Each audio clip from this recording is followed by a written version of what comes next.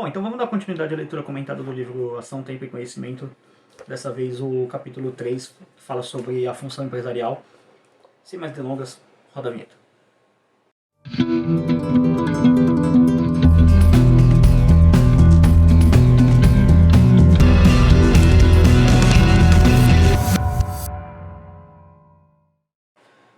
E aí pessoal, beleza? Bem-vindos ao canal Libertário 03, meu nome é Caio. Esse é um canal de viés auto-libertário, fala sobre economia, filosofia, política e ética por essa perspectiva.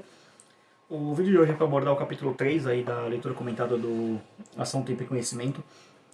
Lembrando, se você está assistindo esse primeiro vídeo, eu recomendo que você vá aqui na descrição para poder acompanhar essa leitura comentada de onde ela começou, que não é deste livro. Eu comecei isso aqui como uma série de basicamente duas partes. Essa é a segunda parte, a primeira parte é a leitura comentada do livro dos Proto-Austríacos a Menger. Essa leitura comentada já está no canal, já está concluída. Eu deixo a playlist dela aqui também na descrição para você acompanhar. Se você já acompanhou aquela playlist e aquela série e não pegou essa aqui, então volta lá no primeiro vídeo. Eu vou deixar aqui na descrição também a playlist dessa leitura comentada atual, porque já foi a introdução, o capítulo 1, parte 1 e 2, o capítulo 2, parte 1 e 2, então esse é o primeiro, segundo, terceiro, quarto, quinto, sexto vídeo da série. Eu vou tentar fazer esse capítulo num take só, tá? Não sei se vai sair duas partes, enfim, eu não sei antes de gravar, porque depende mais ou menos. Tô mirando a coisa para mais ou menos entre 40 minutos, 1h10, 1h15, estourando muito. Se passar disso, eu basicamente deixo em duas partes. Mas, outra coisa também na descrição, links para download e compra do livro, sempre deixo por padrão, e também alguns artigos que complementam essa leitura comentada, tá? Tem algumas coisas acerca de alguns pequenos erros. Não é bem erros, é uma discordância metodológica que tem aqui no livro, que basicamente esse livro ele mistura a metodologia de Mises e Hayek, e tem um artigo do Salerno aqui na descrição, agora eu lembrei o autor, é o Salerno, aqui na descrição explicando essa confusão, e também, por padrão, eu estou deixando um artigo falando sobre uma discordância que tem dentro da escola austríaca acerca do Mises, o Hayek, o Rothbard, o Hoppe, com o Ludwig Lachmann, que é se o mercado vai para equilíbrio ou não, ou se ele nunca chega em primeiro lugar. Então tem essa pequena discordância metodológica dentro da Escola Austríaca de Economia, e aí eu deixo um artigo falando sobre essas visões na descrição também para poder complementar. Bom, o capítulo 3 ele é a função empresarial e o valor do empreendedorismo. O primeiro tópico é a introdução, mas eu não vou ler ele todo, tá? Eu vou só dar uma passada nele, porque ele não tem lá muita coisa assim muito nova assim de aprendizado, é só tipo o professor falando mais algumas coisas de maneira geral. Por exemplo, ele comenta sobre como Gramsci acreditava que uma grande mentira fatal e abissal, repetida ad nauseam durante muito tempo, terminaria adquirindo áreas de truísmo e de axioma. Então, isso aqui nada mais é do que basicamente o Ministério da Propaganda, enfim, essas coisas de que regimes totalitários fazem propaganda do regime, né? E aí ele coloca aqui numa outra parte que na América Latina, por exemplo, quem ousar discordar dessa tolice, falando sobre essa ideia de que a pobreza de X é causada por Y, então basicamente ele está atacando a ideia de que a economia é uma ideia de soma zero. Aí ele coloca que as pessoas que são chamadas, que discordam disso, em qualquer lugar que seja, conversa de ônibus, enfim, qualquer lugar que você discordar disso, alguém vai chamar você de direitista, ultraconservador, radical, polêmico, entreguista, neoliberal. Então ele chama o nosso sistema cultural de pré-histórico e não tem como discordar disso, tá? Aí depois ele vai falar sobre o Hegel, o Hegel, Marx e Nietzsche, como o Eric Wagner chama essa mentira da pessoa inerte na segunda realidade, tá? Então ele coloca de novo, ele coloca que a economia seria um jogo de soma zero, que o lutador Y só pode ser vencedor se o lutador X perder, que é a visão de uma competição esportiva, né? Que você ganha quando o outro perde, mas não é. A economia não é uma competição, ela é uma cooperação. Quando X ganha, Y também ganha, entendeu? Ele bate nessa questão. Aí, por exemplo, ele pega uma coisa aqui que é interessante, que eu vou deixar aqui na descrição também, o ranking da Heritage Foundation, né, de facilidade de fazer negócio, que inclusive eu fiquei sabendo, fazendo a pesquisa para esse vídeo, que eles não fazem mais esse ranking por causa de problema de metodologia, enfim, mas eu vou deixar aqui na descrição para vocês entenderem de onde que eu tirei a fonte dos dados aqui, que eu dei uma atualizada nos dados, tá? Mas vamos ler esse trecho aqui. Na cultura brasileira isso é patente, evidente e eloquente. Se fulano pretende abrir uma empresa qualquer, é imediatamente tratado pelo Estado como um suspeito e é obrigado se não desistir antes a enfrentar um calvário burocrático que antecede 3 outros calvários: o tributário, o regulatório e o trabalhista, a que será submetido caso venha obter autorização para abrir seu negócio, o que o consumirá em média, de acordo com o Banco Mundial, 152 dias contra 71 dias na América Latina, cerca de 30 dias na Europa, de 1 semana a 15 dias nos Estados Unidos e cerca de 3 ou 4 dias na Austrália e na Nova Zelândia. Uma vez aberta a sua empresa, os corvos da tributação excessiva e complexa, os urubus do excesso de regulamentações e da burocracia, e as demais aves de mau agouro dos encargos trabalhistas começam imediatamente a sobrevoar a área. E, se o herói cansar-se e resolver fechar a empresa, só o conseguirá ao cabo de, em média, 10 anos. Então, uma empresa demora 152 dias para abrir, o que dá 5 meses e 2 dias, e demora 10 anos para fechar, que é surreal. Aí, seguindo aqui, além da carga tributária pesadíssima, existe o chamado tributo burocrático, também impressionante. Ainda de acordo com o Banco Mundial, são 2.600 horas anuais gastas, em média, pelos empresários nacionais para tratar de assuntos tributários, contra 350 nos Estados Unidos e 65 na Alemanha. A enorme burocracia e o excesso de regras, bem como as frequentes mudanças nas mesmas, prejudicam os negócios e inibem o empreendedorismo. O Brasil ocupa a posição 122 no ranking geral de facilidade em realizar negócios. Esse ranking, até onde eu vi, ele tinha 190 posições, tá? E pelo que eu vi, ele mede um país de 0 a 100, sendo 0 o país é um inferno para fazer negócio e 100 é basicamente um país perfeito para fazer negócio. É tipo um capistão da vida, por exemplo. Pelo que eu vi, nos últimos dados que tem, esses dados vêm de 2020, então já tem 4 anos de defasagem, mas assim, qual que é a chance do Brasil ter piorado em relação a isso? Com 2 anos de Lula? Muito grande. E com as cagadas que o Bolsonaro fez também, né? Então, enfim. Que 2019 do Bolsonaro foi muito bom, mas 2020, 2021 e 2022 foi horroroso. Então, deve ter piorado. O Brasil estava com 52,9 de novo, dados de 2020, tá? Em facilidade de fazer negócio. Então ele estava ali mais ou menos na meiuca ali, né? 50 seria tipo, não é fácil nem difícil, ele estava com 52, então estava um pouco mais para fácil do que difícil, tá? Então, talvez ali alguma influência do governo Bolsonaro tenha subido, então eu não sei a posição, eu não consegui puxar no ranking ali, não consegui ver qual que é a posição que o Brasil se encontra, mas pelos dados ali está 52, então deve estar mais ou menos ali no meio termo, então talvez ali posição 100, 120, deve estar mais ou menos perto de onde estava mesmo, então tá por aí. A legislação trabalhista é anacrônica e os encargos excessivos fazem com que o custo para o empregador de um funcionário seja mais do que dobrado em relação ao seu salário, que é o custo da CLT, basicamente. Não há, evidentemente, dados oficiais sobre a praga da corrupção, mas parece ser evidente que ambientes institucionais como esse que acabamos de descrever a estimulam fortemente.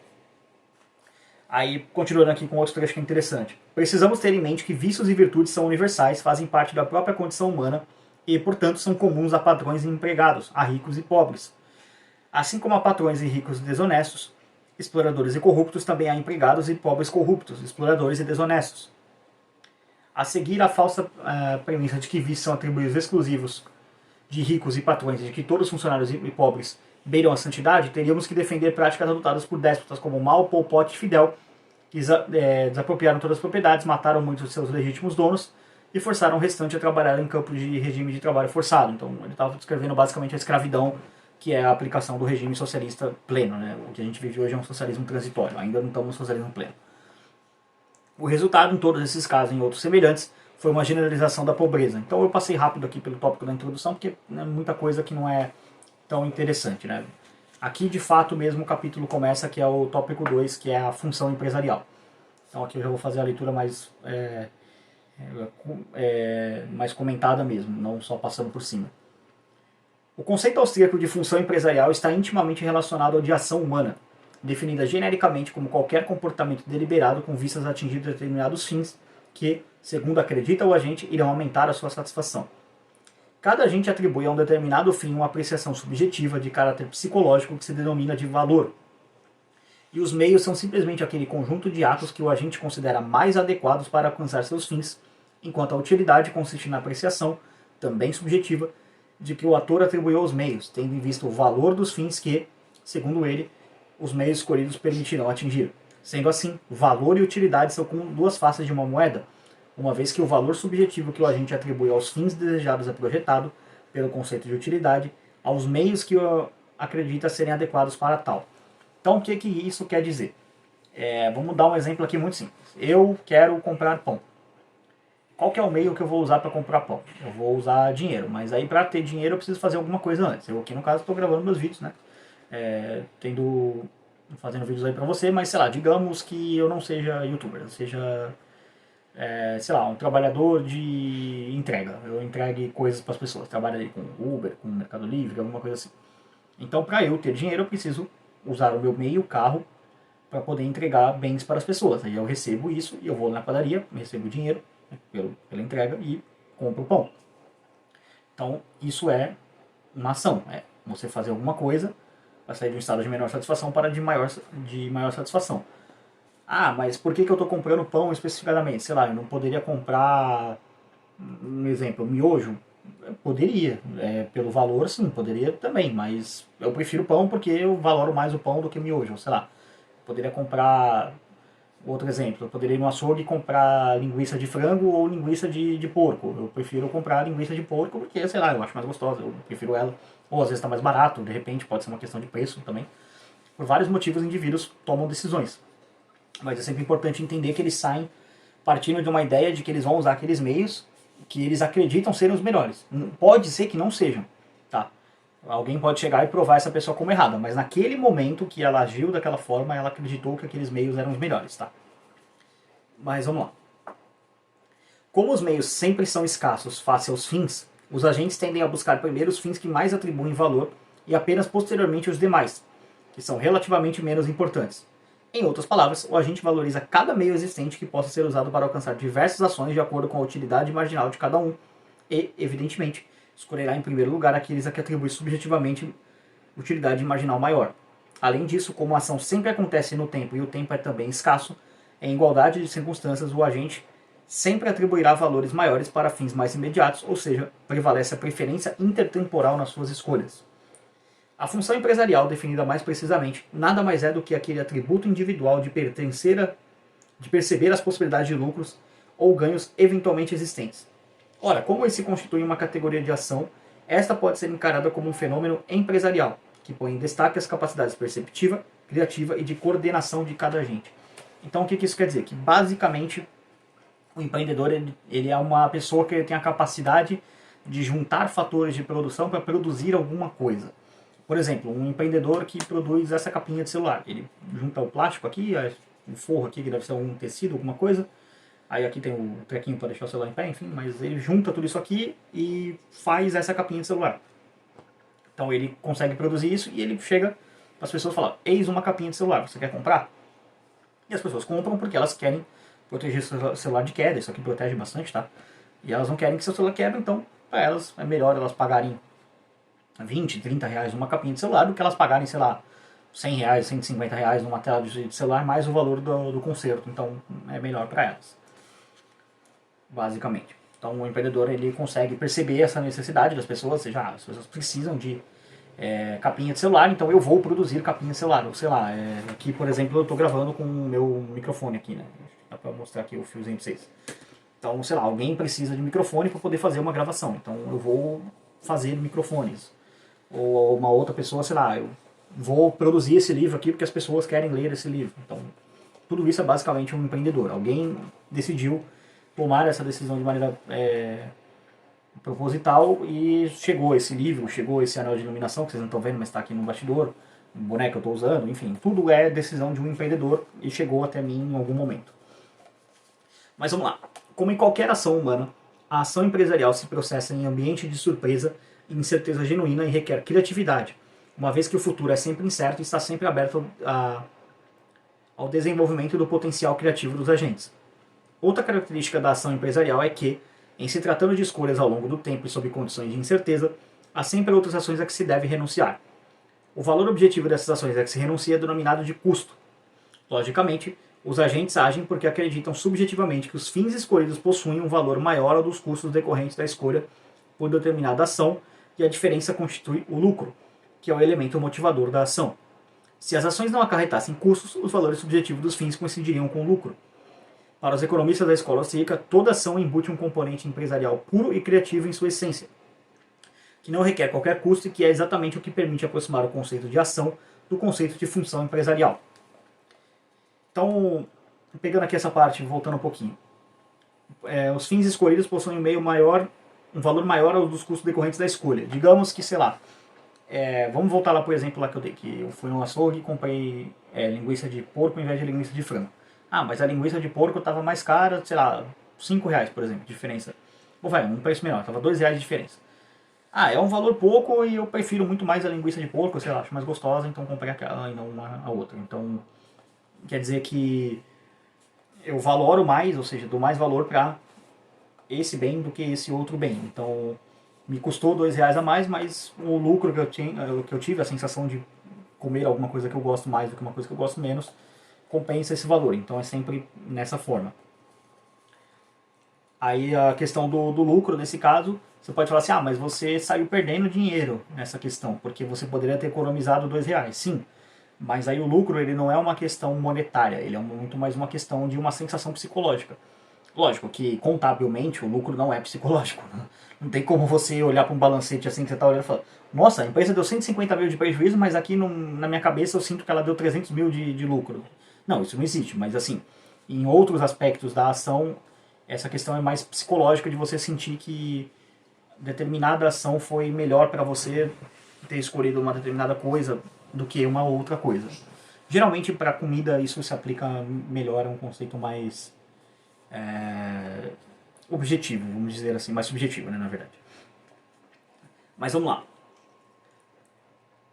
Além disso, qualquer ação é sempre racional, no sentido em que, a priori, quando formula sua ação e delineia os fins, o agente sempre busca os meios que julga serem mais apropriados para que tenha sucesso. Isso não significa, logicamente, que, a posteriori, não existam chamados erros empresariais, que são os prejuízos ou perdas decorrentes dos erros de avaliação de meios e fins. O que isso quer dizer? Quando o indivíduo toma a ação, ele está pensando em fazer a ação, ele está raciocinando a priori, olhando e falando, vou dar um exemplo aqui. Eu quero matar um pernilongo que está enchendo o saco. Aqui, zunindo, bicho chato do caramba, tô desconfiado que é um mosquito da dengue, tá com epidemia de dengue, gente, se cuidem, limpem as casas, fiquem de olho, não é brincadeira, enquanto eu tô gravando esse vídeo, né, tá com epidemia de dengue. Aí, sei lá, eu vou tentar matar esse pernilongo. Digamos que eu vou pegar um revólver 38 e vou tentar dar tiro no pernilongo. Vou trocar tiro com o pernilongo. Cara, não é o melhor meio pra você conseguir fazer isso. Provavelmente você vai encher sua casa de bala e vai acabar chamando a atenção da polícia. Você pode acabar sendo preso. O que seria bem bizarro. Imagina alguém ser preso por tentar matar um pernilongo com 38.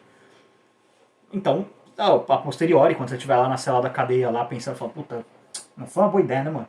Talvez eu devesse ter usado só um mata-mosquito ali, sei lá, uma raquete pra matar mosquito, um bagulho pra matar mosquito mesmo, um veneno pra matar mosquito. Então, quer dizer que isso seria um erro empresarial? Tô dando um exemplo bizarro, mas sim, seria um erro você tentar matar um pernilongo com uma arma de fogo, né? Então, não façam isso, usem um veneno. É mais fácil. Então, cada ação tem as suas coisas, mas assim, alguém pode tomar uma ação errada, tô dando um exemplo esdrúxulo aqui, mas sim, a pessoa pode tomar uma ação errada, sei lá, de repente o cara decide abrir uma padaria numa área em que as pessoas não gostam de pão. Ninguém tem o costume de comer pão. As pessoas realmente odeiam o pão naquela área. Cara, foi um erro você ter aberto a padaria naquele bairro. Você deveria ter aberto em outro lugar. Então é um exemplo também mais crível, assim. Mas aqui eu tenho um exemplo esdrúxulo. Mas é pra vocês entenderem. Se não entendeu, também comenta aí que eu explico. Mas vamos lá. Claramente, toda ação e, portanto, toda ação empresarial tem a capacidade de gerar novas informações de cunho implícito, de natureza ao mesmo tempo prática e subjetiva, e que muitas vezes não podem ser expressas. Por exemplo, assim, vamos voltar lá para o exemplo mais crível. Eu abri uma padaria aqui num bairro que ninguém come pão. Isso acaba sendo dado, uma informação. Porque alguém pode chegar e tentar abrir uma padaria ali, eu aconselho a pessoa, falar, puta cara, abrir uma padaria ali não deu certo. Pô, por que não deu certo? A galera não come pão, cara. Eles têm uma cultura ali deles ali que eles não comem pão. E as pessoas não gostam de pão. Então abrir uma padaria ali é uma grande furada, cara. Não compensa não. O cara fala, pô, é verdade, né? Faz uma pesquisa ali, constata, a pessoa realmente não tem. Então isso acaba sendo um dado. Mas isso é por causa que empreendedores eles tendem a aprender com os erros de outros empreendedores. Então isso seria um exemplo. Claro, isso seria eu contando para um outro empreendedor, mas ele também poderia fazer uma pesquisa com as pessoas do bairro, coisa que, por exemplo, esse primeiro empreendedor não teria feito, e perguntar, pô, o que vocês acham de uma padaria, tal? Porque o cara poderia ver num bairro e falar, pô, mas aqui não tem padaria, então se eu abrir uma padaria eu vou vender pão para o bairro inteiro, vou fazer um lucro gigantesco. E aí ele começa a perguntar para as pessoas, pô, vocês gostam de comer pão? Não, não, ninguém gosta de pão. Ele pergunta para, sei lá, 50 pessoas e todo mundo dá a mesma resposta. Não, nós não gostamos de comer pão. Ninguém aqui nesse bairro come pão, sabe? Por qualquer motivo que seja. Por um exemplo meio bizarro aqui, mas vocês entenderam o ponto. Então, é um exemplo. Os empreendedores eles vão aprendendo com os erros dos outros e novas informações. Mas vamos lá. Sendo assim, o conjunto de ações ou atos empresariais induz cada agente a ajustar ou coordenar suas próprias atuações, levando em consideração as necessidades, desejos e circunstâncias dos demais agentes, transmitidas pelo processo de mercado por meio de suas atuações. Essa dinâmica, no final das contas, é o que torna possível e interessante, de maneira inteiramente espontânea e inconsciente, a própria vida em sociedade. Ou seja, o que isso quer dizer? Que a galera vai aprendendo, chegou num ponto ali, o empreendedor A e o empreendedor B da padaria que não deu certo, que fez a pesquisa e viu, pô, realmente, a galera não curte isso, então eu não vou me meter a fazer padaria num lugar que ninguém come pão. Aí, como o professor coloca aqui, essa dinâmica, no final das contas, é o que torna possível e interessante, de maneira inteiramente espontânea, inconsciente, a própria vida em sociedade. É a cooperação entre os indivíduos, sabe? É você contar com a cooperação de uma pessoa, chegar lá e perguntar, pô, você gosta de pão? A pessoa, você espera assim que você receba uma resposta, tipo, pô, não gosto. Ah, sim, gosto, pô, bastante. Aqui não tem padaria, tá muito ruim, entendeu? Alguém poderia dar uma resposta dessa, mas você espera uma cooperação da pessoa. Você não espera, sei lá, tipo, chegar pra alguém para fazer uma pesquisa de mercado, assim, tipo, pô, você gosta de comer pão? E alguém responder, sobe daqui, não enche meu saco. Tipo, essa pessoa seria vista como tipo um corpo estranho, sabe? Tipo, nossa, que pessoa mal educada, sabe? É meio que um certo grau de coesão social, né? Você espera entre as pessoas e isso faz parte do processo de mercado também, tá? Mas vamos lá. A ação empresarial é imprescindível para tornar possível o cálculo econômico, definido como as estimativas de avaliação dos resultados dos diversos cursos de ação, porque somente ela é capaz de proporcionar as informações necessárias para tal. A função empresarial, portanto, é um elemento precioso para a realização do processo de coordenação social e do juízo dos resultados da ação humana no campo econômico. Vamos voltar lá, por exemplo, lá da padaria. Lá. Digamos que o governo ele baixou uma lei que você não pode fazer pesquisa de mercado. Não pode, e você também não pode conversar com outros empreendedores. É uma lei. Aí, beleza, o empreendedor A abriu a padaria, não deu certo. Fechou, porque ele não pôde pesquisar para ver se a galera gostava de pão. O empreendedor B viu ali também e falou, pô, aqui essa área não tem padaria, não tem nada, vou abrir uma padaria também. Não deu certo, e ele de novo também não pode perguntar, dessa vez, para as pessoas e também para o empreendedor A, porque que não deu certo. O empreendedor C tenta de novo. Vou abrir uma padaria aqui. E ele também não pode perguntar nem para as pessoas, nem para o empreendedor A e B, os antecessores dele, por que não deu certo o negócio. Então acaba gerando uma série de erros. Erros esses que acabam não sendo percebidos porque um ente externo ao mercado, ou seja, o governo interferiu e impede as pessoas de saberem disso. Então, o cálculo econômico nesse caso, ele é prejudicado, que é essa questão de estimativa de avaliação dos resultados dos diversos cursos de ação. Ou seja, você chega num local e você tem essa ação, essa ideia. Eu vou abrir uma padaria e você faz uma pergunta para as pessoas, vocês comem pão? E todo mundo que você pergunta responde não, você não vai abrir essa padaria nesse lugar, você vai abrir em outro lugar, entendeu? Se você abrir ali, você tá sendo maluco, não deveria. Então, aí quando a pessoa segue aqui, porque somente ela é capaz de proporcionar as informações necessárias para tal. Tá vendo como se o governo interferir e bloquear essa informação não é passada para as pessoas?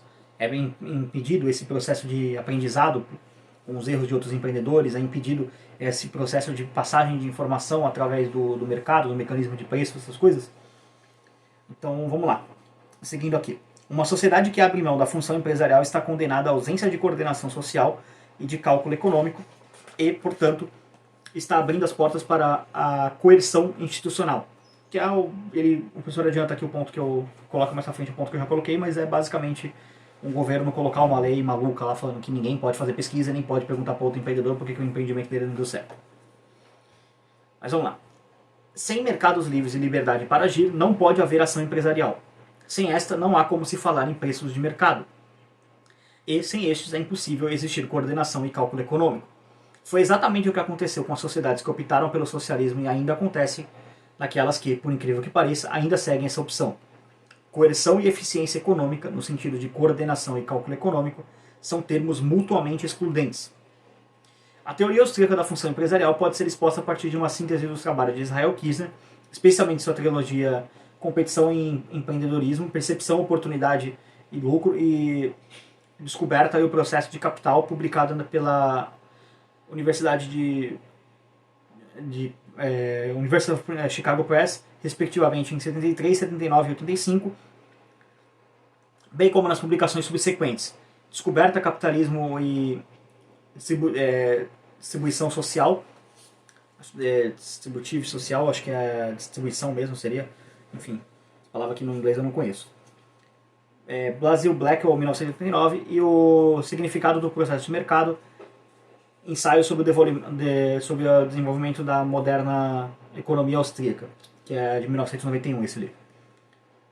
A obra de Kirzner parte de elementos, como não poderia deixar de ser, das contribuições anteriores de Menger, Mises, Hayek, Lachmann e Shackler, e constitui certamente uma enorme contribuição para o desenvolvimento dos insights austríacos. Então, é uma coisa que eu falei acho que na parte 1 ou na parte 2 do capítulo 2, mas o Kirzner, ele é o austríaco que mais escreveu sobre isso, e ele ainda está vivo, tá? Ele está bem velho, provavelmente já está aposentado, ele deve estar beirando os 90 anos, né? Aquela coisa que os caras da escola seca morrem velho pra caramba, né? Mas ele já escreveu muita coisa, tá? Sobre economia, tem pouca coisa dele traduzida, tá? Tem mais coisa em inglês, mas tem um livro que acho que é Socialismo, Cálculo Econômico e Função Empresarial, que eu acho que, se eu não me engano, é dele, ou é do De Soto, ou é Função Empresarial e Cálculo Econômico, alguma coisa assim. Eu vou deixar aqui na descrição, eu não lembro exatamente o nome do livro, eu li também pouca coisa dele, mas é um livro bastante interessante, ele é um colosso assim desse tamanho, tem quase 800 páginas. Vou deixar aí na descrição como um extra aí pra vocês aí também, deixar o link dele aí pra comprar também na Amazon, caso você queira, pra se aprofundar nesse aspecto. Mas o professor vai falar bastante disso aqui, tá, no capítulo. O professor, no caso, o Biratan Jorge Ora, tá, que eu tô sempre dando os créditos aqui do livro. Toda e qualquer ação no campo econômico envolve uma escolha, tanto no campo empresarial como fora dele. O que caracteriza a atividade dos entrepreneurs, que são os empreendedores, ele colocou em inglês aqui, isto é, a função empresarial, é um constante estado de perspicácia, que significa algo mais do que uma simples vantagem relativa em termos de conhecimento, tal como a que possui, por exemplo, um especialista em determinado assunto sobre os não especialistas. Sob a ótica de Kirzner, o conhecimento empresarial é um tipo de conhecimento rarefeito, abstrato, aquele tipo de conhecimento necessário para se obter informações ou outros recursos e, uma vez obtidos, do como obter ganhos. Mercados em desequilíbrio são uma das consequências da ignorância, da insuficiência de conhecimento, mas, por outro lado, o fato de não estar em equilíbrios proporciona tentativas de descoberta de oportunidades lucrativas. O que isso quer dizer? O Kirzner, ele defende que o bom empreendedor ele está sempre alerta, ele está sempre olhando ali, tentando...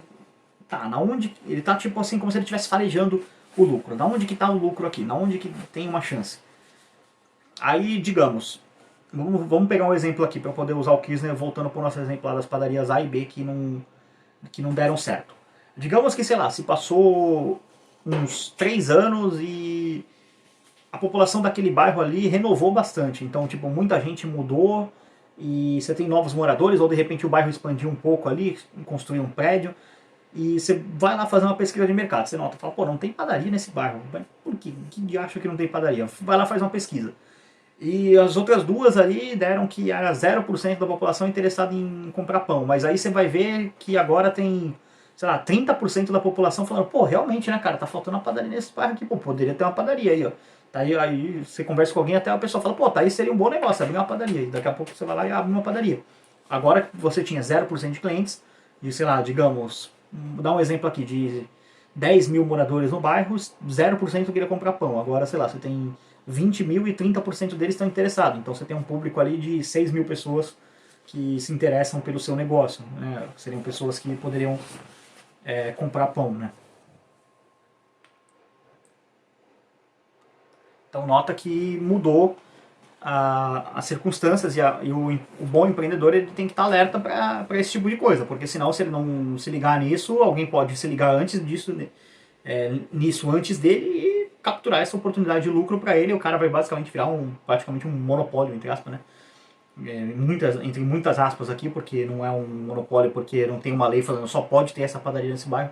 Aí seria monopólio, que é a concessão de privilégio estatal, mas Seria que, tipo assim, por um momento ele seria o único produtor daquele bem e depois alguém perceberia essa função e começaria também a abrir outras padarias concorrentes, tá? Seria só um exemplo. Então o Kirchner ele sempre defende que o empreendedor tem que estar alerta a esse tipo de coisa. É isso aqui basicamente que ele quer dizer, que é esse conhecimento abstrato, rarefeito e tudo mais. A escola austríaca, contudo, estabelece diferença entre o empresário e o homem de negócios, na medida que se distingue entre empresário e empreendedor.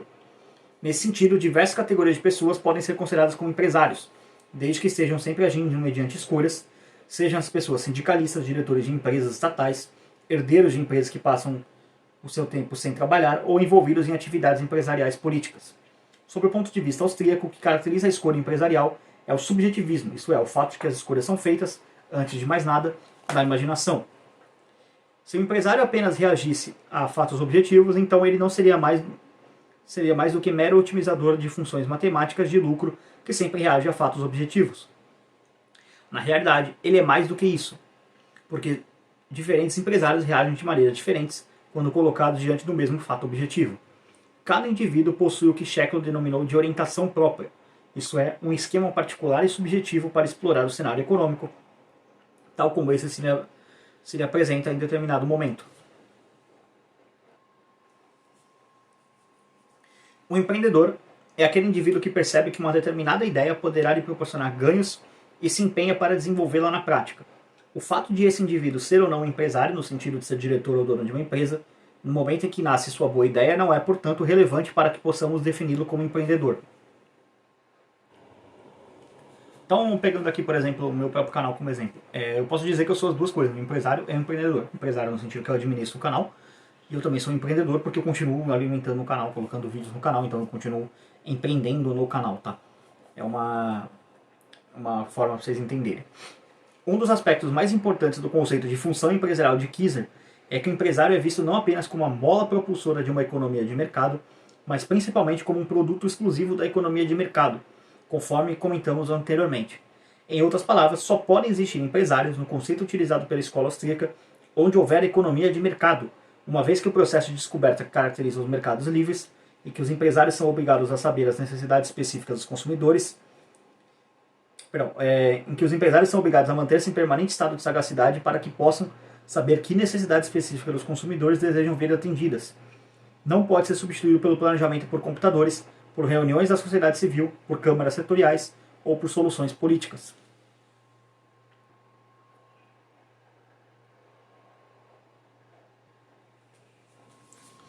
Então, isso aqui é um conceito bastante interessante do Kirchner, porque se você for parar para pensar, existe empresário no Brasil? Existe algum setor no Brasil que não esteja sujeito à intervenção do Estado? Reuniões da sociedade civil, câmaras setoriais ou soluções políticas? É algo a se pensar, né? A atividade empresarial pode ser vista também como um caso geral de arbitragem, em que as oportunidades de lucro surgem quando os preços dos produtos finais não estão ajustados aos preços do serviço dos fatores de produção. Quando isso acontece, alguma coisa está necessariamente sendo vendida a preços diferentes em dois mercados, como resultado de imperfeições na comunicação entre eles. O papel do verdadeiro empresário, então, é o de explorar essa oportunidade e, como isso, realocar recursos, o que tende a eliminar a discrepância de preços. Ao fazer isso e ser bem sucedido, outros empresários terão aumentado seu nível de conhecimento e entenderão a seguir seu exemplo. Volta ao exemplo lá que eu dei. O cara lá da padaria lá que estava tentando abrir a padaria. Ele foi, fez a pesquisa. O primeiro abriu a padaria de gaiato lá, não deu certo. O segundo fez a pesquisa, percebeu que não daria certo. Já o nosso empresário ser fictício aí percebeu que teve uma mudança no bairro. A galera migrou, saiu um pessoal ali, veio outro e ele falou, pô, talvez agora dê bom. E deu certo. E aí, como eu falei, ele vai ser por um tempo o único padeiro do bairro. Mas ele percebeu uma discrepância nos fatores de produção, né, como o professor coloca, uma discrepância dos preços, e depois outros seguiram o seu exemplo. Ou seja, abriu, sei lá, a padaria C, depois abriu a padaria D, a padaria E, e foi abrindo mais padaria no bairro. Porque tinha mais gente precisando de pão. Segue-se então que a fonte principal do lucro é exatamente a incapacidade de todos os empresários, ao mesmo tempo, anteciparem corretamente o estado futuro do mercado. Como já observara Mises, caso isso fosse possível, não haveria lucros nem prejuízos. Kirchner considera outra fonte importante de lucros que é a capacidade de descobrir onde estão as oportunidades.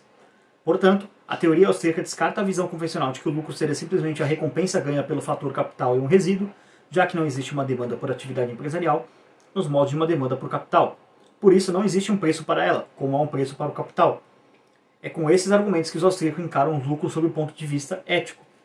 O processo de mercado e a função empresarial no contexto da ação humana, portanto, desencadeiam um processo de cooperação social que, por intermédio dos mecanismos de aquisição e disseminação de novos conhecimentos, representa o melhor sistema de alocação dos escassos recursos econômicos que se conhece.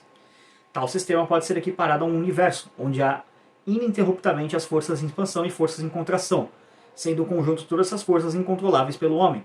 Em outras palavras, para usarmos uma expressão de Hayek, uma ordem espontânea de mercado, fruto da ação humana, mas não do desejo deliberado dos planejadores que a representam e que representa a melhor forma de organização econômica. Bom, vamos ao próximo tópico aqui, que é o tópico 3, o valor do empreendedorismo. O empreendedor é fundamental para a geração de riqueza. Não apenas para ele, mas para milhões e bilhões de pessoas, especialmente para os consumidores. Não é um simples proprietário de uma empresa, empresário, mas alguém que, muitas vezes sem um centavo no bolso, vislumbrou antes dos demais uma oportunidade de produzir algo que iria tornar satisfeitos os consumidores e melhorar suas vidas. É alguém que, antecipando essa possibilidade, assumiu riscos às vezes fantásticos, pois em caso de fracasso, perderia até os sapatos que calça. É alguém que, em inúmeros exemplos, precisou tomar empréstimos para tornar viável o negócio que imaginou. É alguém que criou, e nesse sentido é o co-criador, o que aproxima como homem do Imago Dei. É alguém cujas ideias e sonhos terminam brotando riqueza e dinheiro, empregos e renda para os seus semelhantes. É alguém que percebe de uma determinada ideia, que uma determinada ideia é boa e trabalha duramente para pô-la em prática, que sabe perfeitamente que, caso sua ideia seja executada, mas não caia no agrado dos consumidores, naufragará com ela.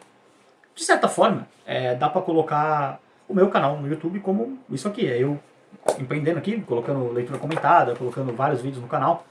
Se você não se inscreveu, está assistindo e não se inscreveu, se inscreve aí, me ajuda. Eu tentando fazer o canal funcionar ou então naufragar com ele, né? Então, espero que não naufrague, né? Espero que dê certo. Então, você pode ajudar aí, já está ajudando, né? Assistindo o vídeo, também pode ajudar ainda mais se inscrevendo, que ajuda o canal. No momento da gravação desse vídeo, eu estou tentando bater 1000 inscritos, tá? Então, se inscreve aí, né? Me ajuda. Aí, vamos não naufragar o canal, né? Seria um bom plano.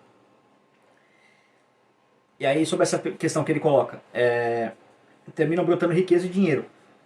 É uma forma também, porque, por exemplo, eu comecei esse canal sozinho, agora eu já não trabalho mais sozinho, eu consigo trabalhar com outras pessoas, produzir com outras pessoas, de certa forma. Então, não é só eu mais trabalhando aqui sozinho, tem parceiros agora, tem a Nana, que faz as thumbs aqui do canal, tem o pessoal do Manifesto 38, né, que tá patrocinando o canal aí, por isso que eu tô com boné, camisa e tudo mais, fazendo propaganda aí pra eles. Se você quiser adquirir camisas deles, estão aqui na descrição, tá? Só ir lá e seguir. Então, eu tô gerando riqueza também para outras pessoas, não somente para mim, mas para outras pessoas. E como eu falei, de certa forma, eu acabo sendo um empreendedor e ao mesmo tempo também um empresário, porque eu administro minha própria empresa, né, o meu próprio canal, eu administro ele, sou o dono do canal, mas continuo trabalhando nele, então, portanto, também sou um empreendedor. E, como todo empreendedor, acabei gerando riqueza para outras pessoas. Não muita, né? Não sou milionário, nem perto disso, mas consigo gerar algum valor aí para as pessoas que me ajudam. Mas vamos lá. Voltemos ao exemplo do primeiro capítulo, em que João pretende alcançar um fim FJ para o qual precisa utilizar um meio MJ que ele não possui e que, além disso, não sabe como obter, que Maria pretende alcançar um fim FM diferente de FJ e que tem à sua disposição o meio MJ, que é útil para João, mas que não tem utilidade para ela. Além disso, Maria não sabe que esse meio é importante para João, e este, por sua vez, não sabe que Maria o possui e ainda que ela não pretende utilizá-lo.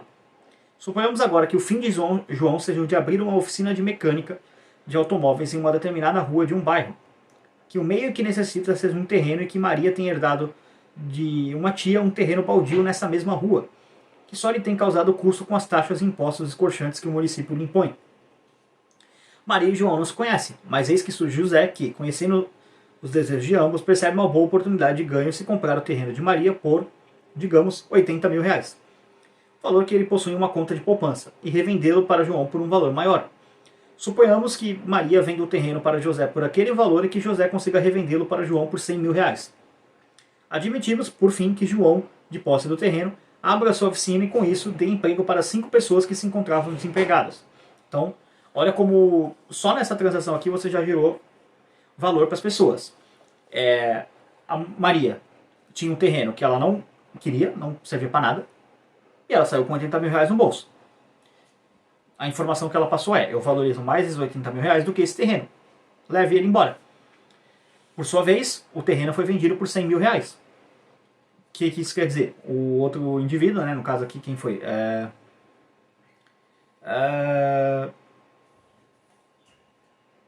O José, né, aqui, para retomar o exemplo. O José vai lá, pega o terreno e fala: vou vender por 100 mil. Lucrou 20 mil reais. Ah, mas os dois poderiam se conhecer. Não poderia, mas aqui eles não se conheciam, então o custo pelo não conhecimento foi 20 mil reais, que foi o valor que ele saiu ganhando. Agora, 5 pessoas têm um emprego. Só que o nosso amigo aqui, o João, ele está no prejuízo, porque ele vai ter que pagar esses 5 funcionários e esses 100 mil reais. Então, explorando, assim, não no sentido de maltratar as pessoas, alguma coisa, mas no sentido de explorar economicamente aquele terreno, ou seja, fazer aquele terreno render algum dinheiro, ele vai ter que pagar 100 mil reais, né? Que é o que ele espera de lucro. Mas vamos lá. Observemos quantos indivíduos ganharam com a ideia que José conseguiu levar adiante. Primeiro, o próprio José, que lucrou 20 mil reais. Depois, Maria, que além de ver-se livre das despesas com o terreno, embolsou em termos brutos 80 mil reais. Em terceiro lugar, João, que pôde finalmente realizar o seu desejo de ser proprietário de uma oficina mecânica que poderá obter lucros com seu funcionamento. E por fim, os 5 empregados do novo negócio e, obviamente, as suas famílias que, admitamos, totalizam, somando as esposas e os 3 filhos de cada um, 20 pessoas. Portanto, o empreendedorismo de José beneficiou, ao fim e ao cabo, ele mesmo, João, Maria, os 5 mecânicos e mais 20 pessoas, ou seja, 28 pessoas. Olha como um empresário ajuda a economia de uma sociedade. Notemos que José, para colocar em prática a sua ideia, nem precisava dispor dos 80 mil necessários para comprar o terreno de Maria, bastando que tomasse um empréstimo nesse valor e que o total de juros que teria que pagar pela operação fosse inferior ao ganho obtido com a revenda do terreno para o João. Vemos então que o empreendedor não precisa ser alguém necessariamente rico, mas alguém que tenha criatividade, inventividade, ideias, enfim. Ora, se isso acontece em um pequeno negócio como desse exemplo simples, podemos imaginar a amplitude dos benefícios proporcionados pelos grandes negócios, que envolvem a geração de emprego de centenas de milhares de pessoas. Centenas e de milhares de pessoas. No entanto, a cultura anti-empresarial insiste invariavelmente em associar os grandes negócios a fraudes negociatas e maracutais em que apenas os empresários obtêm lucros e sempre a partir da exploração alheia. Assim, José, o empreendedor inicial, aquele que teve a ideia, conseguiu obter um lucro empresarial bruto de 20 mil reais. Mas Maria, de imediato, já ganhou 80 mil e poderá, ao longo do tempo, ganhar mais do que o lucro de José, caso aplique bem seu dinheiro. Se ela colocar em Bitcoin, então ela está milionária. Da mesma forma, o negócio de João, que lhe custou 100 mil reais pela compra do terreno, fora os custos com máquinas empregadas e a construção de um galpão, entre outros, depois de algum tempo compensará os seus custos fixos e variáveis de abrir e manter a oficina. A ação empresarial de José produziu vários efeitos, criou nova informação, transmitiu essa informação ao mercado, coordenou os planos de João com os de Maria, deu emprego para 5 mecânicos, beneficiou suas famílias e aumentou a competição no setor de mecânica de automóveis, porque criou mais uma empresa e, portanto, beneficiou também os proprietários de carro. Então, digamos que naquela área ali só tinha um mecânico e o cara cobrava o preço que ele queria, porque não tinha competição. Agora, sei lá, se ele cobrava 100 reais para apertar um parafuso lá, o João lá tá fazendo isso por 70. Então ele vai ter que ajustar o preço dele, sei lá. Pô, furou meu pneu, preciso trocar um pneu.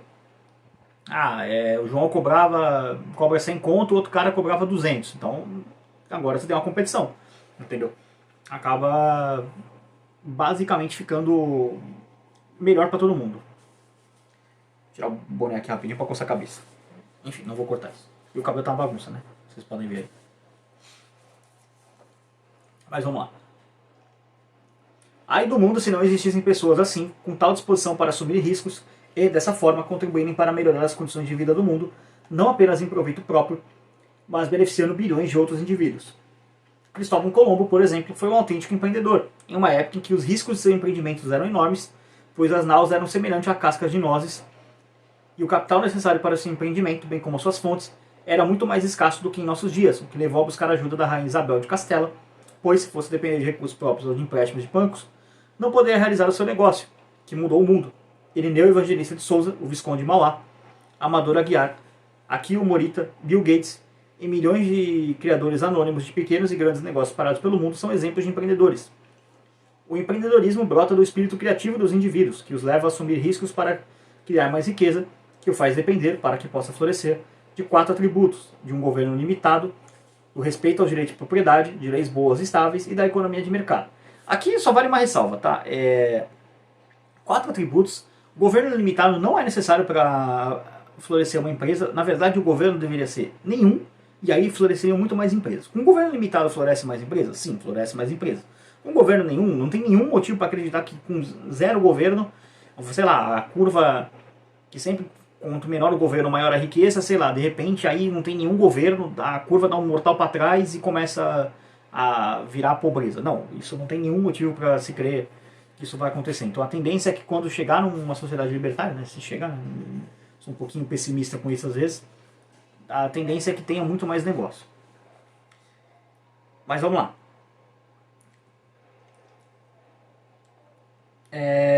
De leis boas e estáveis e da economia de mercado. Isso aqui, leis boas, é basicamente simplesmente lei de propriedade privada e acabou.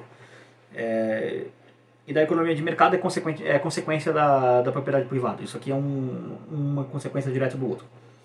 Quanto mais uma sociedade afastar-se desse pressuposto, mais sufocado ficará a atividade de empreender, o que terminará por prejudicar toda a sociedade, porque não se conhece até hoje exemplos de desenvolvimento econômico sem a presença de empreendedores. Isso aqui é fato. Mas a propaganda gramsciana tem sido tão eficaz a ponto de gerar o que o padre Robert Assirico, presidente do Acton Institute, denomina com bastante propriedade de capitalistas anticapitalistas, no excelente vídeo O Chamado dos Empreendedores, distribuído por aquele instituto.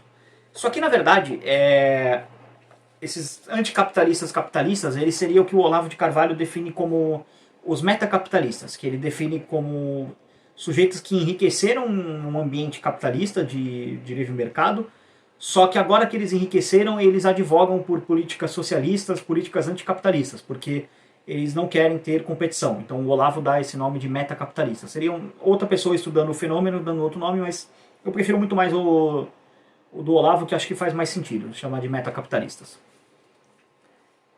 Aí eu vou chamar aqui metacapitalistas, mas tá dizendo os capitalistas anticapitalistas.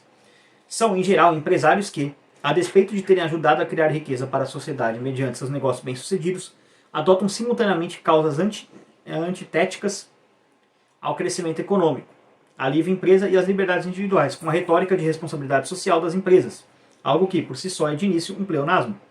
Assim, a partir de meados da década passada, muitos empresários passaram a prover fundos para causas politicamente intervencionistas e anticapitalistas, que se abrigam sob o manto politicamente correto de responsabilidade social das empresas. Só que uma coisa, trazendo uma nota um pouco pessoal aqui, quando eu estava na faculdade, isso aqui era direto nas aulas de gestão empresarial, falando, não, mas que a empresa tem que ter função social, que a empresa tem que se preocupar com a sociedade. Eu falava, gente, a empresa se preocupar com a sociedade, ela tem que fazer o seguinte, ela tem que dar lucro. Eu sei que lucro aqui é quase como falar em espancar bebê para alguém aqui da sala, é quase como falar em bater na mãe, bater na avó, matar gato. Falar em defender o lucro, eu sei, para umas pessoas que vai ficar incomodada, eu não estou importando. É a verdade. A função empresarial da empresa é dar lucro. Se ela está dando lucro, os funcionários estão com emprego garantido. Se os funcionários estão com emprego garantido, todo mundo que aqueles funcionários compram, produtos, bens, qualquer coisa, está com emprego garantido também. É assim que funciona. Não tem essa de, a empresa tem que ter consciência social, tem que ter... Eu batia nisso direto com a galera e a galera ficava bem magoada, porque... Como assim esse cara tá defendendo empresário? Eu tô numa faculdade de gestão empresarial, você vai ser empresário, você é demente, tá no curso errado. Então tinha muita gente lá no curso errado, a empresa vai falir, mas enfim.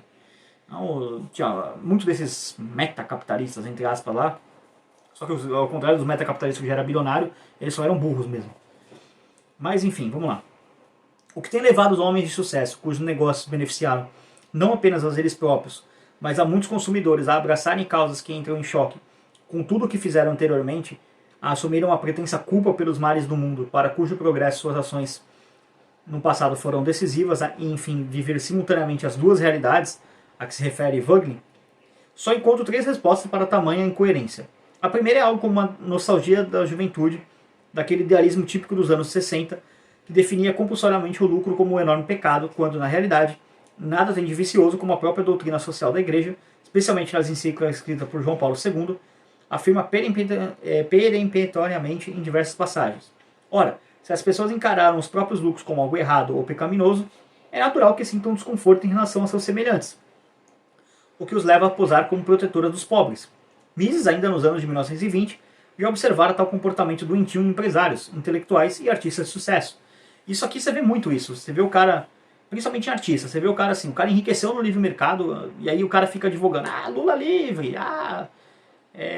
lá nos Estados Unidos, lá você tinha, por exemplo, o Eminem advogando pro Biden, ficar cantando, fuck you, fuck Trump, eu ficava mandando o Trump cagar, basicamente. Era o tempo todo ele falando isso. Então você vê que essa galera acaba empreendendo com o seu talento e depois começa a divulgar coisas que vão acabar com ele. Você vê, por exemplo, teve um caso recente aí de um jogador de futebol aí, que é um tal de Cucurella, sei lá, alguma coisa assim. Ninguém liga pra esse jogador, ninguém sabe nem quem que é. Ele fala, não, que a gente tem que pagar mais imposto, que não sei o que. Cara, você quer pagar mais imposto? Faz uma doação pra porra do governo, cara. Deixa de ser burro. Fico retardado. Eu não entendo esses caras, realmente. Pra mim, eles são só muito burros. A segunda razão que leva empresários bem-sucedidos a abraçarem causas que, em sua essência, são anti-empresariais é também a motivadora da anterior. Trata-se da propaganda esquerdista tão competentemente orquestrada e bombardeada diariamente na mídia, que atribui a pobreza de X exclusivamente à riqueza de Y, e, portanto, ele, Y, o rico, teria a obrigação moral de melhorar a situação dos pobres. Como se já não tivesse feito isso desde que abriu o seu negócio e com ele beneficiou outras pessoas, tanto as que trabalham diretamente para ele como as que compram seus produtos. A terceira é que um sistema de organização social em que o Estado detém poder excessivo sobre os indivíduos, os empresários ficam reféns das autoridades, que algumas vezes praticam verdadeiras chantagens exigindo doações para seus partidos em troca de permissão para a manutenção do negócio ou para a concessão de alguns privilégios. É entristecedor, embora compreensível, assistirmos a empresários e empreendedores doando dinheiro para políticos de partidos cujas ideias são essencialmente anticapitalistas, sem terem noção de que essas atitudes poderão no futuro, caso os grupos radicais que ajudarem a eleger alcancem o poder, tornar menos lucrativos ou até eliminar o seu negócio. Bom, aqui o professor foi um pouquinho inocente, tá? Porque a gente já viu no Brasil como é que a banda toca. As construtoras lá, gigantescas, Nome, Odebrecht, OAS, perdão, elas faziam um acordo ali com os políticos, aí rolava aquele faz-me rir, porque quem quer rir, tem que fazer rir, como já ensinou a gente no Tropa de Elite. Então as empresas faziam os políticos rir, tacando dinheiro, tome dinheiro, tome dinheiro, tome dinheiro. Aí rolava um apartamentinho no Guarujá, um sítiozinho ali onde que era mesmo o sítio do Lula? Esqueci, mas tinha o sítio, aí tinha o pedalinho, aí tinha a reforma feita lá para adaptar para as necessidades da Dona Marisa. Dona Marisa ia visitar o apartamento, o seu Lula também ia visitar o apartamento no Guarujá. Os lençóis do apartamento tinham as marcações Marisa e Lula. Então, a gente sabe como funcionava no Brasil, né? É que o presidente Lula, ele tem os amigos supremos na Corte Suprema, e os amigos supremos livrou ele da cadeia, né? Mas a gente sabe como que é, né? Você paga o partido recebe, os membros do partido, né, recebem uma boa grana de volta, né, em doação, em nome de laranja e tudo mais, né? É o esquema de corrupção aqui que foi padrão, a Lava Jato denunciou isso. Mas é a nova era, o amor venceu o ódio, a democracia está salva e agora os bandidos estão recebendo dinheiro de volta, né? É assim que funciona no Brasil. Mas vamos lá. E essa parte que ele coloca, menos lucrativo até eliminar seu negócio, isso não acontece, pelo contrário. Você financiar, o melhor investimento que você pode fazer no Brasil é financiar a organização criminosa, ou seja, o partido. Que aí o partido passa uma lei para poder foder teu competidor e você ficar nadando de braçada sozinho. Você basicamente vira um monopolista. Então, o melhor investimento do Brasil se chama investir em político, não é investir em empresa. Quem investe em empresa aqui é maluco. Mas vamos lá. Um exemplo notável dessa visão distorcida da realidade estimulada pela mídia esquerdista é o filme Wall Street, em que o protagonista, um banqueiro milionário vivido pelo ator Michael Douglas, declara enfaticamente que ele não cria riqueza, apenas a toma dos outros. Uma asneira cinematográfica nos dois sentidos. Primeiro, porque banqueiros também podem ser autênticos empreendedores, e segundo, porque os empreendedores não banqueiros dependem dos banqueiros. Enquanto prevalecer na América Latina a mentalidade anti-empresarial e não nos dermos conta dos benefícios que a atividade empreendedora gera para a economia e para a sociedade, vamos continuar repetindo o teorema fatal da economia como um jogo de soma zero e seu corolário, o de que x é sempre explorado por y, e que tal fato explica por si só a sua pobreza. E, consequentemente, não vamos sair do nível de pobreza em que estamos. Só um adendo aqui, tá, sobre os banqueiros. Banqueiro que pratica esquema de fiat currency, ou seja, de moeda fracionada, que é tipo assim, resumindo, moeda fracionada, tem 100 reais seu, mas na verdade esses 100 reais não existem, eles são emprestados para outras pessoas, então você não consegue sacar esse dinheiro, porque se todo mundo for sacar o dinheiro ao mesmo tempo o banco quebra. Isso aqui não é empreendedor, tá? Isso aqui é bandido, isso aqui é estelionatário, isso aqui deveria estar na cadeia. Só não está na cadeia porque esses banqueiros vagabundo é amiguinho do governo, paga o governo para criar a lei para poder regularizar essa fraude. Então não é todo banqueiro que é ético não, tá? Tem muito banqueiro estelionatário 171 por aí. Então vamos lá. Seguindo aqui. Tópico 4. Empreendedorismo e confiança. Esse é o último tópico, tá? Penúltimo, na verdade, né? Que o próximo é a conclusão.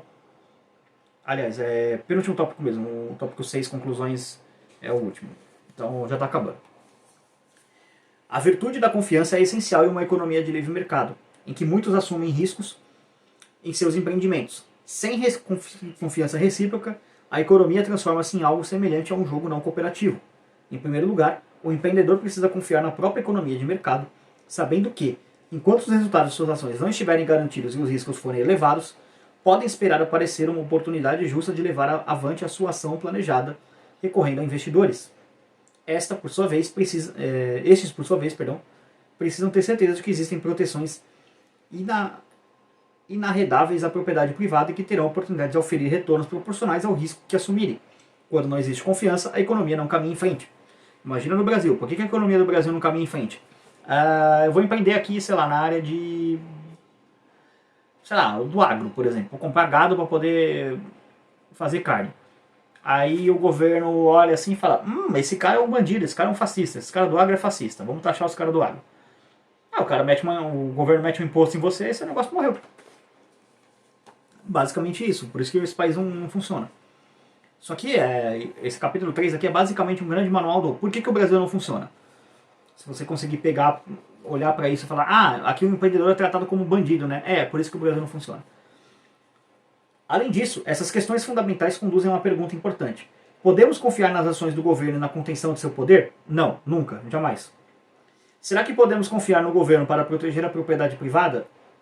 Um violador da propriedade privada não pode ser um protetor da propriedade privada. Então, essa é a falácia que os liberais não conseguem responder e, basicamente, os libertários têm a resposta para isso, que é tipo: não existe melhor governo do que nenhum governo. Manter a moeda estável, limitar os impostos e o excesso de regulamentação, respeitar contratos, punir o descumprimento de contratos e corrupção, deixar as tarefas de produção, de formação de preços e lucros entregues à competição e, por fim, respeitar as decisões do consumidor de mercado? A resposta para todas essas perguntas é absolutamente não. Infelizmente, é muito mais frequente que o governo não cumprir as tarefas básicas ou extrapolar seus deveres fundamentais. O governo sempre extrapola os deveres fundamentais dele, porque o governo é uma quadrilha de bandidos da pior espécie. Então, aqui é aquele momento que é aquele idealismo liberal que me irrita um pouquinho, mas enfim, o professor é liberal, não libertário, mas ele comete esse erro. Talvez algum dia ele aprenda, né? Mas enfim. Então vamos lá. Como observou... pulei aqui. Infelizmente é muito mais frequente que o governo não cumprir as tarefas básicas, extrapolar seus deveres fundamentais. Tá, essa parte eu já li. O sistema político parece ter um poder maior de desrespeitar a ética do que o sistema econômico, embora muitos pensem exatamente o contrário.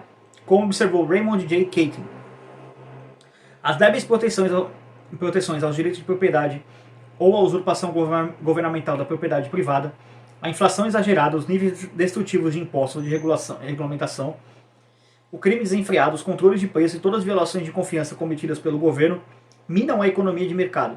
Infelizmente, já que o governo é guiado com frequência não pelos princípios, mas pela política, o poder, cujos objetivos escusos se dobram a vários interesses, faz com que os políticos constantemente quebrem essa confiança. Mas o setor privado, até que para que possa funcionar bem, opera com incentivos diferentes. Ainda segundo Keating, Não importa qual seja a motivação final, deve haver consideração com os outros. Para ir de encontro às necessidades e desejos do próximo, há a obrigação de fornecer primeiramente um bem ou um serviço demandado pelas pessoas. O erro em descobrir ou criar novas demandas sem ser eficiente e para oferecer na melhor qualidade com menor preço pode significar perdas e a eventual saída do negócio. O sistema de livre mercado com incentivos e competição promove a confiança no negócio entre os consumidores. A confiança deve fluir igualmente no sentido oposto, ou seja, os empreendedores e empresários precisam confiar nos consumidores e, para isso, devem conduzir os seus negócios com honestidade para que não sejam processados e devem estar seguros de que o sistema jurídico não tem viés anti-empresarial e que o sistema não será utilizado abusivamente contra eles. Coitado do empresário aqui, ele realmente se lasca nessa parte. Quando isso acontece, advogados dos órgãos de defesa do consumidor entram em ação com ações injustas contra negócios honestos. Olha um Celso Russomano da vida aí. Um dos caras que mais faz um desserviço para a sociedade.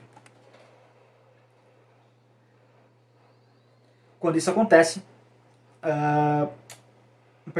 voltando aqui, muitas vezes com a anuência de órgãos do judiciário ou de seus representantes, e também tendo o próprio governo como um dos litigantes.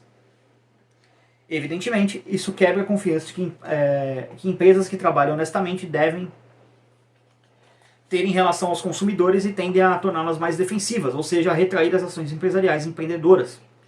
A prática abusiva de processo na justiça contra empresas representa seguramente uma quebra de confiança na economia de mercado e com efeitos desastrosos, principalmente para as empresas de pequeno porte, porque os montantes do litígio com consumidores têm um peso relativamente alto em suas estruturas de custo. Nos Estados Unidos, por exemplo, em 2006, uma ação civil custava em média cerca de $75 mil do início até o julgamento. Aqui no Brasil deve ser muito maior. Estremecida a confiança de ambas as partes, o passo seguinte é a deterioração dos valores morais subjacentes à sociedade, com estímulos e atitudes viciosas, como a de tentar ludibriar os clientes, o chefe, o dono da loja, o policial, o caixa da padaria ou o representante da justiça. É claro que processos legais são válidos, mas como exceções, nos casos dos ilícitos indiscutíveis, e não como regra geral. Quando a expressão "vou abrir um processo contra essa empresa" passa a ser dominante, definitivamente algo de errado está acontecendo. Uma vez quebrada a confiança, as ações do Estado não costumam ser suficientes para restabelecer a confiança, porque elas tendem a gerar abusos por parte do próprio Estado, perpetrados mediante a imposição de um excesso de medidas de caráter regulatório, que tendem a comprometer a liberdade e, portanto, a função empresarial. Aquela velha máxima: o Estado tenta resolver um problema, ele piora o problema. Infelizmente, muitos acreditam piamente que a resposta para os problemas causados pela desconfiança seja no Estado grande, esquecendo-se que as pessoas que fazem parte do Estado são como todas as outras, ou até piores. Na verdade, elas são piores. Os piores lixos estão dentro do Estado, porque tem poderes em demasia em suas mãos. Quanto maiores forem o Estado e o poder em suas mãos, pior para os cidadãos. O Estado, assim, o que é o Estado? O Estado é uma organização composta por 100% da pior escória de bandidos e canalhas que tem na sociedade. Ponto. Isso não tem como discutir, tem como argumentar contra. Mas vamos lá. E o que dizer do poder em mãos privadas? Será que os tão combatidos trusts são realmente maus? A compreensão de como a economia do mundo real funciona e as revoluções do mercado no século XIX nos dizem que, na pior das hipóteses, eles são menos maléficos do que os excessos de regulamentações. Em Capitalismo, um tratado de economia, George Reisman mostra que, dadas as limitações das leis corporativas daquele período, os trusts eram os meios para realizar as fusões e que cumpriram um papel primordial em melhorar a eficiência do sistema econômico e assim aumentar o padrão geral de vida. A era dos trusts foi a era do mais rápido progresso econômico e da transformação dos Estados Unidos no primeiro país em produção industrial e em poder econômico do mundo. Os trusts do século XIX não romperam a confiança no mercado.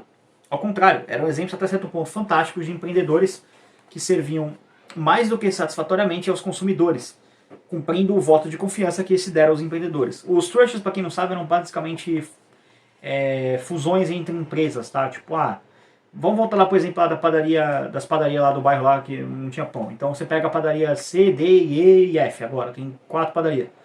E a padaria C e D decide virar a padaria DC, por exemplo. Aí virou a padaria uma só. Beleza, decidiram se fundir, acharam que era melhor assim, que vão ser mais eficientes, tá tudo certo.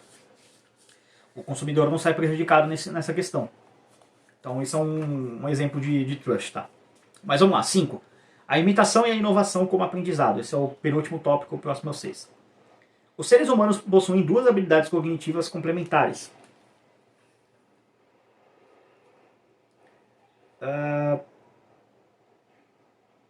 Peraí que eu me perdi aqui. A saber, a capacidade de inovar e a de imitar, na medida em que executam alguma coisa nova ou replicam alguma coisa que já foi realizada e que foi exitosa. As novidades que deram certo podem reproduzir-se por meio de inúmeras tentativas de imitação e assim gerar mais trocas que, por sua vez, podem ser imitadas em um processo recursivo. A ação humana e, em especial, a função empresarial se desenvolve em um ambiente de permanente tensão entre o manter e o inovar. Imitar não significa apenas copiar de maneira idêntica aquilo que alguém já fez, mas sim procurar observar, pensar, compreender e acrescentar o que se aprendeu do conhecimento de outros ao próprio conhecimento. Em outras palavras, imitar significa aprender, o que exige o esforço de pensar. Assim, o ato de imitar tem um sentido claramente evolutivo. Uma forma de comportamento que se mostrou equivocada tende a desaparecer, assim como uma que se revelou um sucesso tende a ser objeto de imitação, até mesmo por uma questão de segurança em termos de menores riscos. Com efeito, para não desperdiçar tempo e recursos tentando resolver um problema, ensina o bom senso que é conveniente verificar se alguém antes já tentou solucioná-lo, se o solucionou, de que maneira o solucionou e então dar vazão à própria inteligência e imaginação para tentar imitar a solução ou melhorá-la, ou, se for o caso, buscar uma solução alternativa.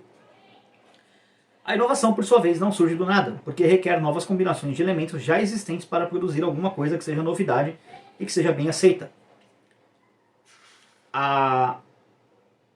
É uma tarefa bastante difícil, porque diversas combinações possíveis já foram tentadas e, em alguns casos, existe um número praticamente infinito de combinações possíveis, o que aumenta consideravelmente os custos. Inovação significa navegar em mares, significa navegar em mares desconhecidos, correr riscos de cometer erros, despender tempo e outros recursos, tentar errar e tentar novamente até, eventualmente, descobrir o que estava buscando. Isso explica porque as inovações de sucesso geralmente foram resultados de processos graduais de buscas, em que se ia se melhorando o que já havia sido descoberto, explorando facetas ainda desconhecidas mais próximas da já explorada. Isso aqui no conceito empresarial, quando você tenta imitar o que seu concorrente está fazendo, aprender com o que ele está fazendo, tem um nome técnico para isso, tá? Chamado de benchmarking. É quando você observa as práticas de mercado da sua empresa, da sua empresa concorrente e absorve um pouco para você, tenta imitar de certa forma, né? Mas vamos lá. Pode também a inovação surgir acidentalmente, de maneira não deliberada, inconsciente ou intencionada, mas normalmente ela resulta de ações humanas intencionais, porque os empreendedores são quase sempre pessoas proativas que estabelecem fins e buscam os meios necessários para obtê-los. Imaginam maneiras de melhorar as coisas existentes, esforçam-se para conseguir seu objetivo. O empreendedor pode agir para satisfazer os seus próprios desejos de uma forma autônoma, mas em geral, como existe divisão de trabalho nos mercados, ele é um produtor especializado que tem em vista consumidores generalistas. Os empresários têm o objetivo de realizar novos projetos produtivos que caiam no agrado dos consumidores e, se de um lado produzem mudanças quando criam ou fazem crescer suas empresas, por outro tentam prever as condições futuras do mercado, em termos de preferências e poder de compra dos consumidores para que possam, adaptando-se a elas, obter ganhos. Então isso aqui basicamente é a capacidade de adaptabilidade, né? Vai muito aqui no que o Israel Kirzner fala, né? do empreendedor estar sempre alerta, estar sempre de olho no que está rolando no mercado para ele tentar aprender com aquilo, tentar pegar oportunidade de lucro que ninguém viu e ele conseguir empreender e fechar o spread ali, né, aquele gap entre as duas coisas e conseguir fazer dinheiro, como foi o exemplo que o João, José e Maria lá que o professor deu anteriormente. Mas vamos lá, chegando aqui nas duas últimas páginas, tópico 6, conclusões. O empreendedor, ao exercer a função empresarial, é o responsável pelo dinamismo e pela coordenação do processo de mercado. Ele procura desajustes ou ausência de coordenações para aproveitar a oportunidade de ganho que isso lhe proporciona, como no exemplo simples de José, João e Maria que apresentamos. Sua própria atividade dá origem a situações diferentes em que surgem novas oportunidades. Ele se arrisca, apresenta sua proposta e a submete então ao julgamento soberano dos consumidores. Qualquer pessoa pode ser um empresário, mas apenas algumas pessoas podem ser empreendedores, porque os atributos da vontade, perspicácia, inventividade e capacidade decisória sob condições de incerteza e de assumir riscos são virtudes que a maioria dos seres humanos não possui. Fulano, por exemplo, pode ser muito inventivo, mas detesta correr risco, ou Beltrano ter muita vontade, mas não possui capacidade decisória. Abrir uma empresa e mantê-la sempre voltada a atender os interesses dos consumidores é o que garante e justifica moralmente o lucro, porque se trata de uma verdadeira aventura em muitos países em que o Estado parece fazer de tudo para interpor obstáculos entre os que produzem e os que consomem, é mesmo um ato de heroísmo. O Brasil é um deles. O empreendedor, ao exercer sua função empresarial, deverá naturalmente ser obrigado a enfrentar os competidores que já estão estabelecidos, a dar respostas positivas para as inovações que surgirem e a lutar contra interesses já estabelecidos e que se sentirão ameaçados, o que os levará, já que sua vontade é de que tudo permaneça da maneira como está, a reagir, muitas vezes utilizando recursos não recomendados pela ética, como de valer-se de proteções de grupos políticos que ocupam o poder. Além disso, precisa fazer com que os trabalhadores que dependem de sua iniciativa se sintam estimulados. Definitivamente, e contrariamente ao que a maioria das pessoas pensa, qualquer obstáculo à livre iniciativa e empreendedorismo é também em empecilho ao progresso e ao desenvolvimento econômico da sociedade. A função empresarial e o empreendedorismo são plenamente exercidos quando o governo é limitado, quando existe respeito aos direitos de propriedade, quando as leis são boas e estáveis e quando prevalece a economia de mercado. Por isso, uma ordem social que estimule as virtudes do empreendedorismo deve estimular o florescimento dessas 4 atributos. Na verdade, aqui o único erro aqui nessa conclusão é colocar como se o Estado fosse necessário para isso, e não, o Estado não é necessário para isso, o Estado é uma gangue de bandidos, e o Estado precisamente existe para atrapalhar que isso aconteça, porque o Estado é um parasita que existe para parasitar a sociedade, roubar as pessoas e viver do roubo. 100% do que o Estado toma das pessoas é roubado e 100% do que ele distribui para suas séculas é roubado. Então é assim que funciona. Bom, próximo capítulo vai ser o capítulo 4, a teoria austríaca do capital. Eu vou ver se eu solto ele ainda essa semana, talvez um domingo, não sei. A gente vai entrar na parte da teoria do capital do von Bavelick, que é muito interessante. Esse capítulo, muito provavelmente eu vou dividir em 2 partes, tá? Porque além dele ser longo, ele tem muita coisa, então ele vai da página 103, 4 até a 123, então são 19 páginas, provavelmente eu vou dividir ele. Mas só vou saber quando eu for gravar, também depende do quanto que vai dar de coisa, mas acho que provavelmente eu vou fazer o capítulo 4, parte 1 e 2. Então, se você está curtindo a leitura comentada, o objetivo dessa leitura aqui é ensinar economia para as pessoas, através desse livro. Na descrição tem o link para download do livro, vou deixar também o livro do Israel Kirzner como uma leitura sugerida extra aí, um dia eu trago a leitura comentada dele, então se você quiser trazer que o canal traga mais leituras comentadas, apoie financeiramente o canal através de Bitcoin, Bitcoin Lightning ou Nano, tem os links para isso na descrição. Ou você pode mandar um pix também, que é através do e-mail contato.libertario013@gmail.com. Qualquer valor será bem-vindo para poder colaborar com o canal, estimula a fazer mais conteúdo de leitura comentada, que dá trabalho, isso aqui está dando 1h12 de gravação, fora a edição ainda que vai colocar mais coisa aí, enfim, introdução, essas coisas. Na descrição também tem os parceiros do canal, como eu mencionei anteriormente, a Ana, minha designer de thumbs, ela faz as thumbs do canal e cuida também da parte do Instagram, então segue lá no Instagram também, já que você vai lá dar uma olhada no trabalho dela. Lá pelo Instagram mesmo você encontra as camisas da Manifesto 38, estou usando elas aqui, camiseta, boné, enfim. Parceiro aqui do canal também, compre as camisetas lá que você também ajuda a patrocinar o canal. Na descrição também tem o Nathan Makes English, empreendedor libertário aí também, está tentando sobreviver nesse mar de imundice que é o Brasil diante do empreendedorismo. Ele é libertário, tem uma escola de inglês, então se você quiser aprender a falar inglês, fala com ele.